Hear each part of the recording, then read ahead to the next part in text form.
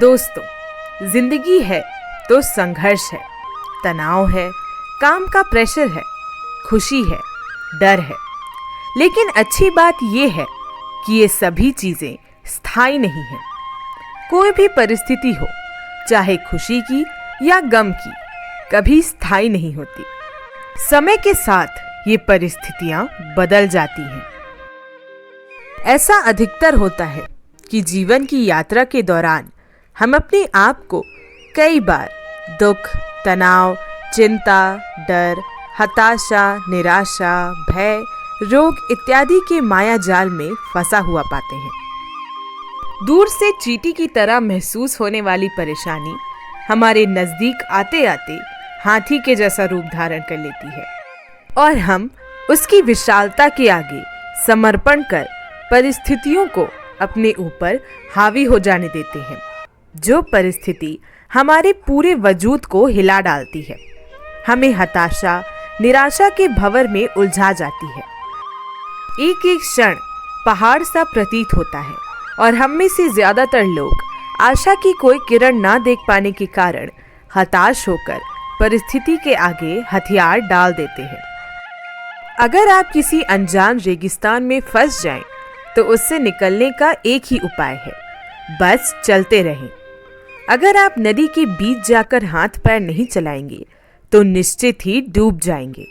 जीवन में कभी ऐसा क्षण भी आता है जब लगता है कि बस अब कुछ भी बाकी नहीं है। ऐसी परिस्थिति में अपने आत्मविश्वास और साहस के साथ सिर्फ डटे रहें, क्योंकि हर चीज का हल होता है, आज नहीं तो कल होता है।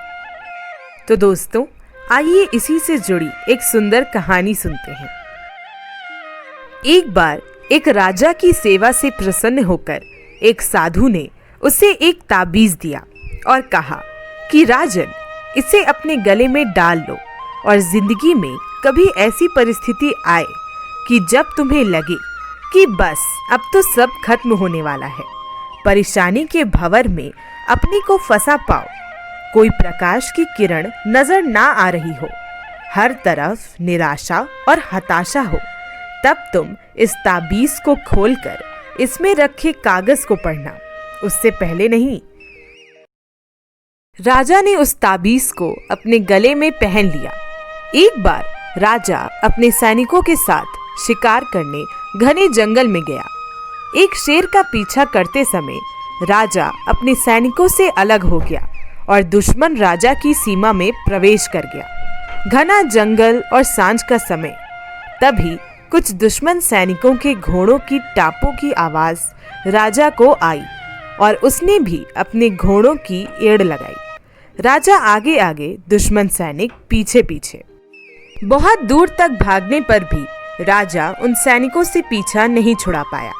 भूख प्यास से बेहाल राजा को तभी घने पेड़ों के बीच में एक गुफा सी दिखी। उसने तुरंत स्वयं और घोड़े को उस गुफा की आड़ में छुपा लिया और सांस रोककर बैठ गया। दुश्मन के घोड़ों के पैरों की आवाज धीरे धीरे पास आने लगी। दुश्मनों से घिरे हुए अकेले राजा को अपना अंत नजर आने लगा और उसे लगा कि बस कुछ ही क्षणों में दुश्मन उसे पकड़कर मौत के घाट उतार देंगे। वो जिंदगी से निराश हो ही गया था कि उसका हाथ अपनी ताबीज पर गया और उसे साधु की बात याद आ गई। उसने तुरंत ताबीज को खोलकर कागज को बाहर निकाला और पढ़ा। उस पर्ची पर लिखा था, ये समय भी कट जाएगा। राजा को अचानक ही जैसे घोर अंधकार में एक ज्योति की किरण दिखी। डूबते को जैसे कोई सहारा मिला। उसे अचानक अपनी आत्मा में एक शक्ति का अनुभव हुआ। उसे लगा कि सचमुच ये भयावह समय भी कट ही जाएगा। फिर मैं क्यों चिंतित हूँ? अपने प्रभु और अपने पर विश्वास रख। राजा ने स्वयं से कहा कि हाँ, ये समय भी कट जाएगा। और हुआ भी यही। दुश्मन के घोड़ों के पैरों की आवाज पास आते आते दूर जाने लगी। कुछ समय बाद वहां शांति छा गई। राजा रात में गुफा से निकला और किसी तरह अपने राज्य में वापस आ गया। तो दोस्तों, ये थी एक बहुत ही अच्छी कहानी।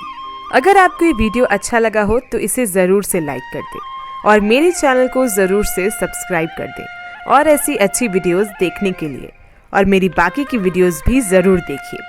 और जब आप मेरे चैनल को सब्सक्राइब करें तो बेल आइकन को ज़रूर से प्रेस कर दीजिएगा ताकि आपको मेरे हर वीडियो की नोटिफिकेशन मिल सके और आप मेरी हर वीडियो देख सकें।